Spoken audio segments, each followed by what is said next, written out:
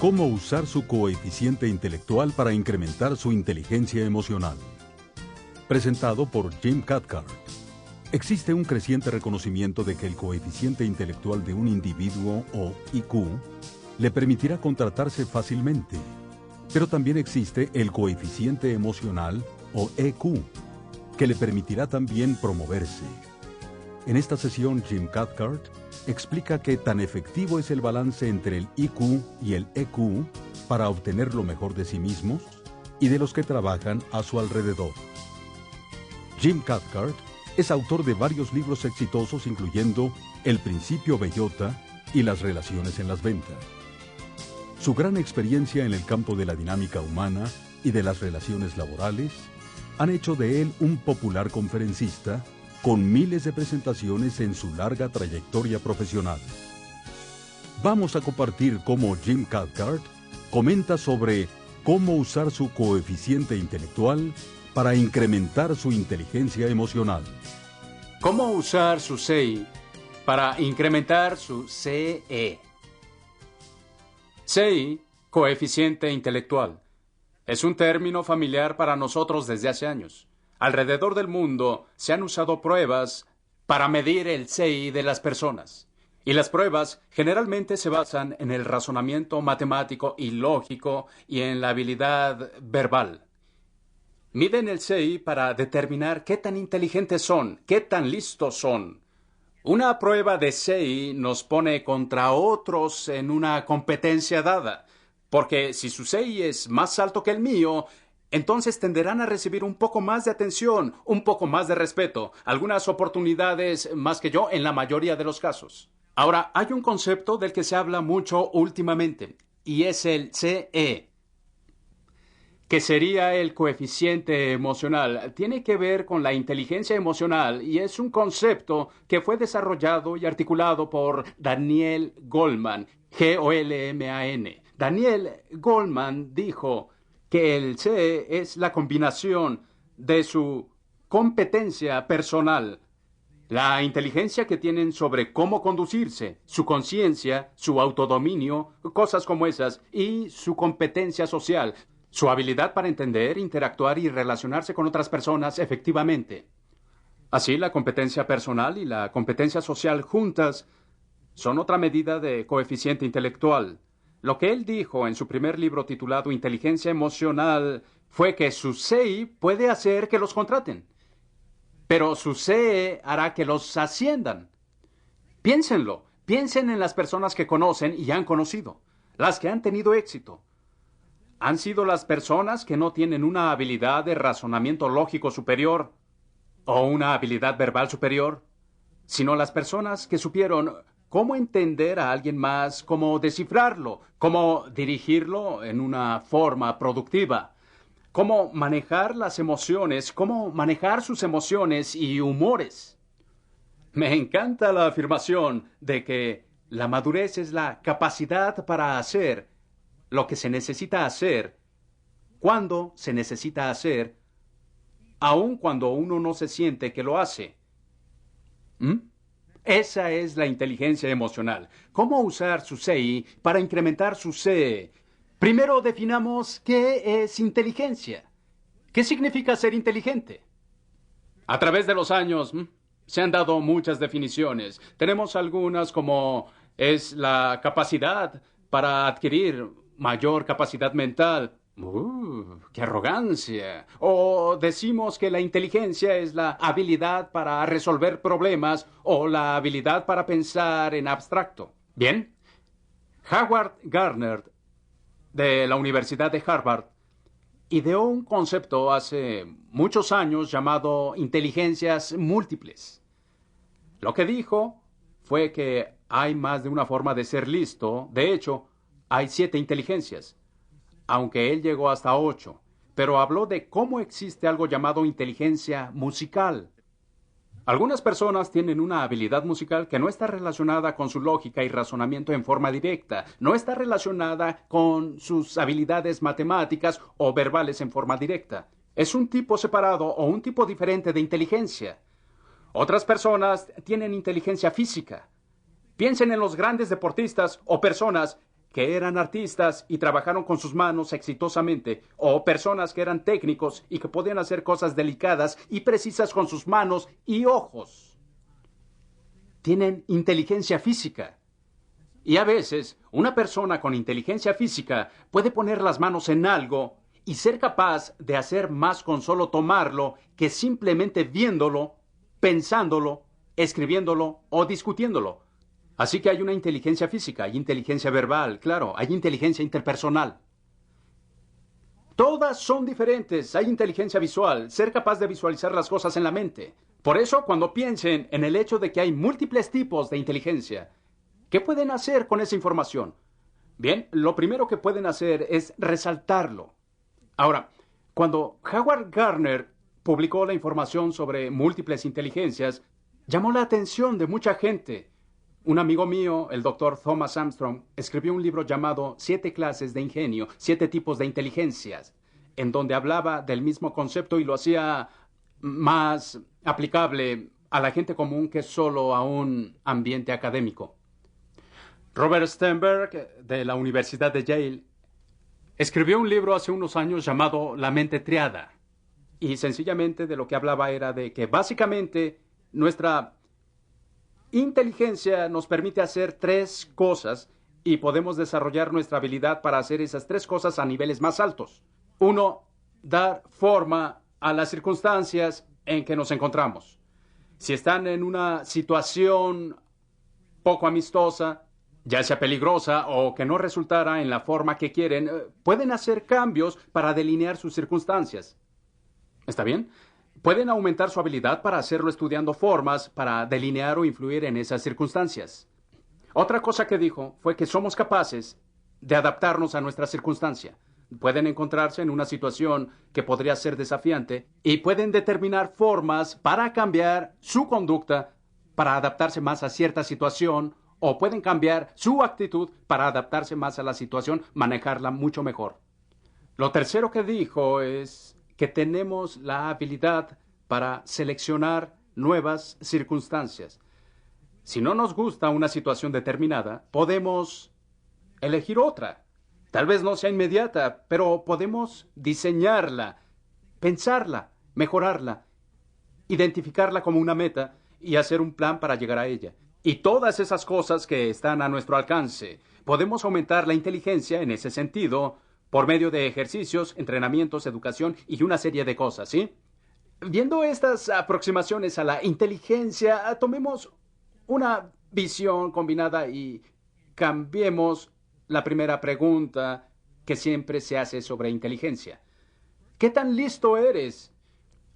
¿Por qué no la cambiamos por ¿cómo eres listo? Sí, piénsenlo. ¿Cómo son listos? ¿Qué significa? Significa en qué formas son inteligentes, porque pueden serlo en formas en que yo no lo soy, y yo en formas en que ustedes no lo son. Y como equipo podemos trabajar muy bien. ¿De acuerdo? Podemos beneficiarnos con las diferentes inteligencias de cada uno. Ahora, existe la inteligencia específica. Este es un ejemplo radical. Hace aproximadamente 5 años, una película relataba la historia de un autista erudito, un hombre llamado Raymond. Raymond tenía una enorme inteligencia matemática, pero muy poca inteligencia. Era completamente disfuncional para comunicarse con la gente. No podía atar sus zapatos, no podía manejar su propia vida, pero podía tomar una caja de palillos, tirarlos al piso y de una mirada podía decir cuánto sabía, así de rápido. Más rápido de lo que una computadora lo calcularía en muchos casos. Es una habilidad sorprendente. Si preguntan ¿qué tan listo es Raymond?, tendrían 2 respuestas. No es muy listo y es un genio. Y las 2 respuestas serían correctas al mismo tiempo, porque en general no es muy listo. Pero en cierto sentido, matemáticamente es todo un genio. Así que, ¿cómo eres listo? Es una pregunta más humana y mucho más útil. Si fueran mis jefes y se preguntaran ¿cómo es Jim de listo?, Al observar mi trabajo, al interactuar conmigo y al saber cómo soy listo, sabrán más sobre cómo guiarme en mis actividades, cómo colocarme en proyectos, dónde puedo usar mi inteligencia con más efecto, con más eficacia. Así que veamos más de una dimensión en esto. A esa dimensión yo la llamo amplitud de banda intelectual. Amplitud de banda es un término que rara vez se usa en relación con las personas. Usualmente se usa en relación con computadoras y líneas telefónicas. La amplitud de banda de una computadora es la cantidad de información que puede procesar eficientemente en cierto momento. Si tiene una enorme amplitud de banda, puede manejar cientos de miles de transacciones a la vez. Si tiene una amplitud de banda estrecha, solo manejará algunas. Bien, las líneas telefónicas son así. Algunas líneas tienen la capacidad de manejar miles de conversaciones al mismo tiempo. Otras, las más viejas, manejan menos. Mientras mayor sea la amplitud de banda, se pueden manejar menos cosas y muchas más pueden manejarse con eficacia. Bien, digamos que mi amplitud de banda es estrecha. Es lo que yo llamo amplitud de banda operacional. Esto significa que cuando veo algo, solo veo cómo funciona, veo su operatividad y es en lo único que pienso. No pienso en cómo usarlo, no pienso en un concepto más amplio, solo veo la funcionalidad, su operatividad. Así que mi amplitud de banda operacional es relativamente estrecha. Si yo tengo tiempo para hacerlo, ¿cuánta información puedo procesar con mi mente? Si tengo tiempo, ¿cuánta información? Infinita. Toda la información del mundo. O sea que sería capaz de conocer y entender todo lo que es conocible y entendible si tuviera el tiempo para entender cada una de sus partes hasta llegar al final. Si tengo lo que se considera una banda de amplitud estratégica, si soy capaz de captar 4 o tal vez 5 veces más que la amplitud de banda operacional, entonces procesaré la misma información en el menor tiempo posible porque soy capaz de manejar más información. ¿Tiene sentido? Bien. Así que si acuden a mí y soy un pensador operacional, ¿de acuerdo? Y me traen un proyecto de 5 partes, quizá me sienta un poco abrumado, a menos que me permitan enfocarme en una parte a la vez. Si fuera un pensador estratégico y me trajeran el mismo proyecto de 5 partes, probablemente me sentiría a gusto revisando las 5 partes. Pero hay otra categoría. Una amplitud de banda más general se llama amplitud de banda conceptual. Un pensador conceptual es alguien que piensa en términos muy costosos. Es un pensador global más que local. Tiende a ver las grandes cosas detrás de algo.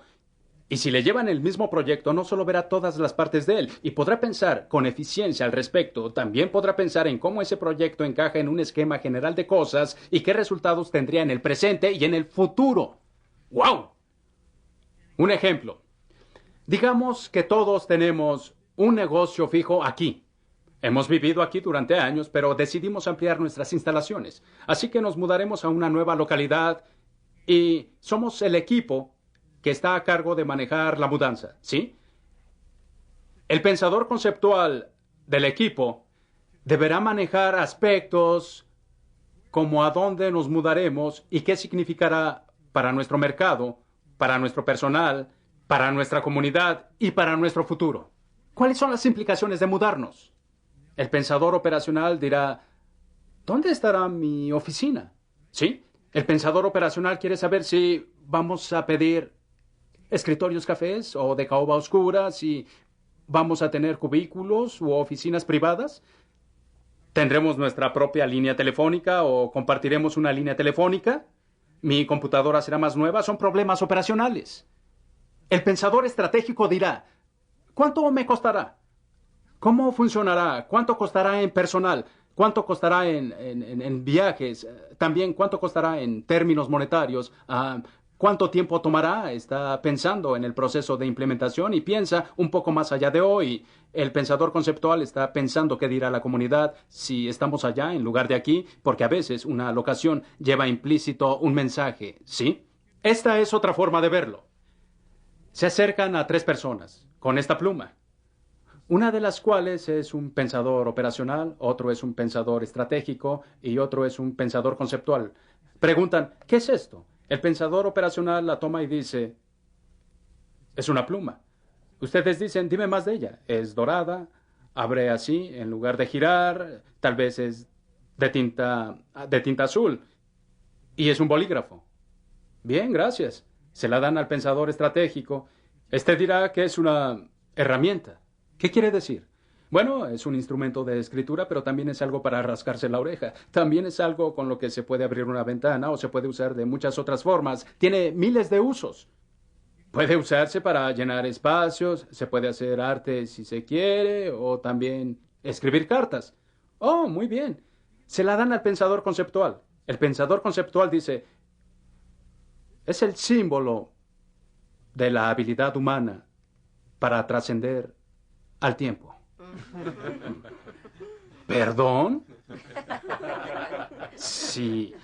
La humanidad ha evolucionado a un nivel donde hemos creado herramientas que nos permiten hacer marcas que tienen significado para otro ser humano y pueden llevar ese significado más allá del tiempo y el espacio.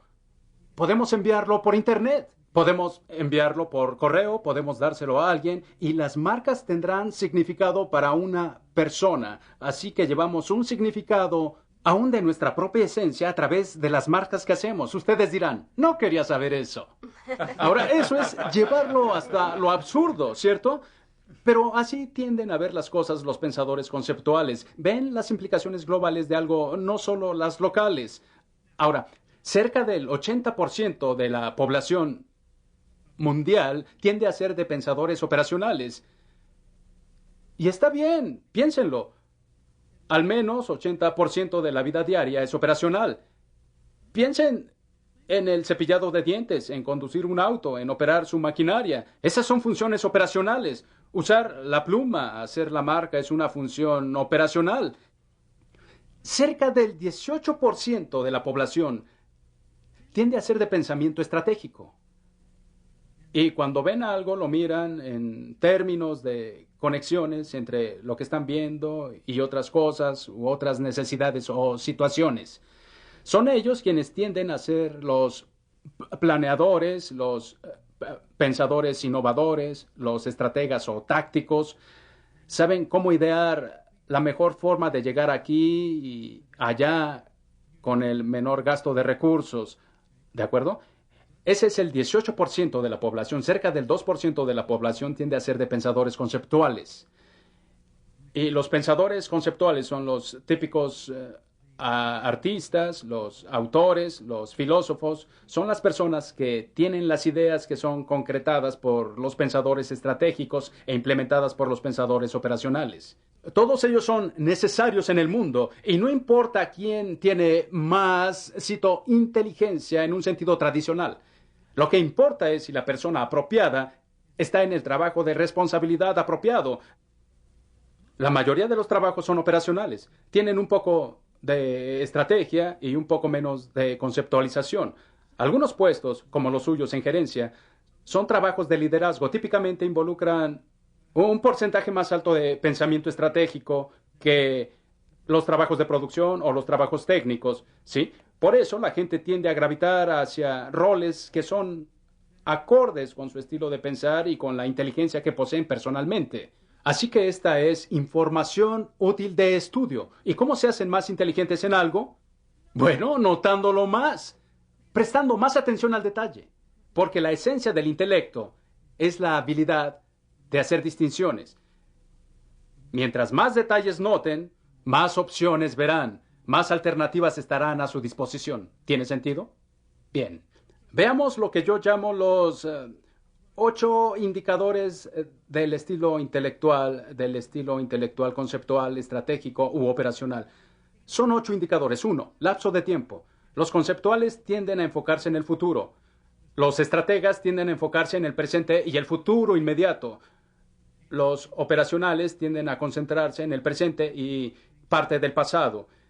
Tienden a ser más nostálgicos. Otro es el uso de analogías y metáforas. Los pensadores conceptuales tienden a hablar casi siempre en términos de ilustraciones, analogías, metáforas, como el caso de la pluma hace un minuto, que es un símbolo de la habilidad humana para trascender el tiempo. Bien, la tercera categoría es la memoria, y mientras más grande sea su amplitud de banda, más formas tendrán de almacenar información. El pensador conceptual tiene una memoria mucho más compleja y diversa que el pensador estratégico o el operacional. Bien, el siguiente es el vocabulario. El vocabulario de una persona. Número 4. En su contexto particular, por ejemplo, en una compañía manufacturera, los términos tienen un significado diferente al de un banco o de una oficina de gobierno o de una institución educativa. Hay una jerga, como dicen, un lenguaje particular en ese campo o ambiente. Y mientras más sepan o puedan utilizar ese vocabulario, podrán moverse en ese contexto. ¿Está bien? El siguiente es el número 5, es sensibilidad. Mientras más sensibles sean a las diferencias personales, las habilidades que son diferentes de persona a persona, más inteligentes serán para relacionarse con esas personas. Solución de problemas es el número 6.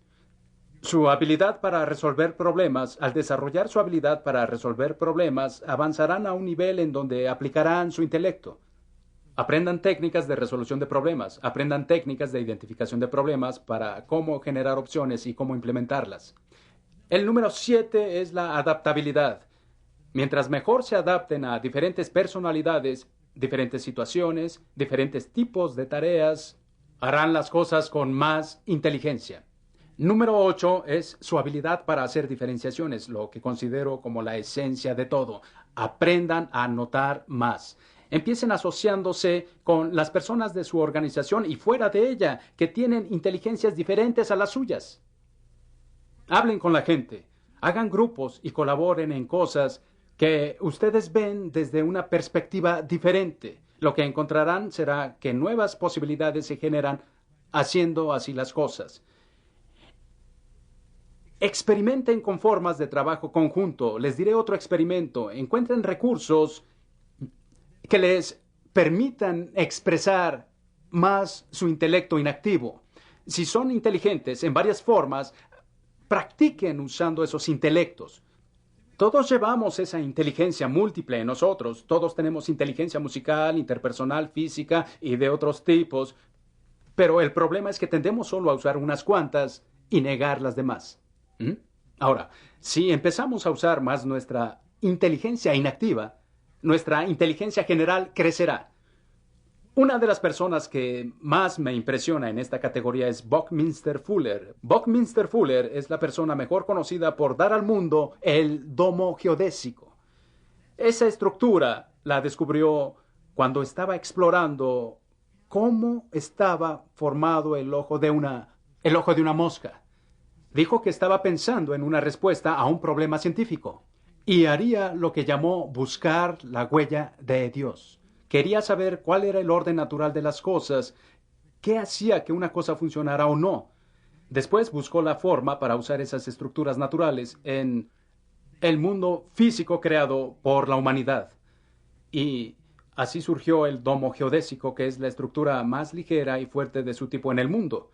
Algo que hacía para ejercitar su mente era pasar a un puesto de revistas, acercarse al extremo superior derecho del estante y tomar la revista que estuviera ahí solo para expandir su mente a categorías que él nunca se hubiera imaginado jamás. Leía de botes, leía de jardinería, leía de ciencia, de todas las cosas. ¿Sí? Para expandir nuestro intelecto, algo que debemos hacer es reconocer estos círculos concéntricos.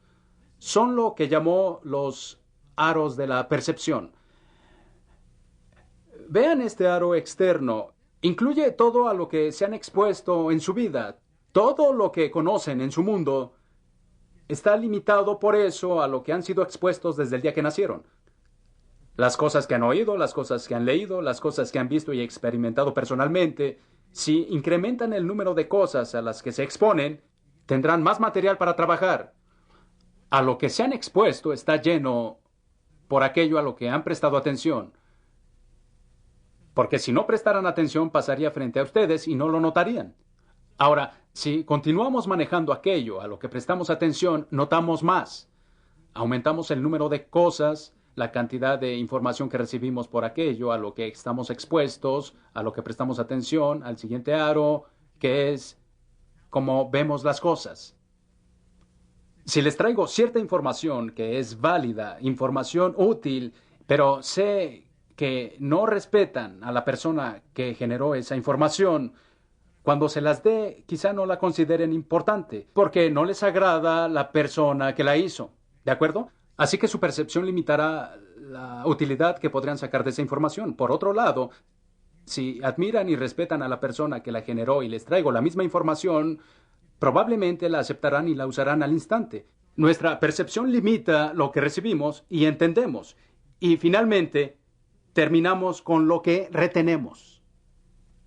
Y lo que retenemos es lo que pasa por la percepción de aquello a lo que prestamos atención y fuimos expuestos en un primer momento.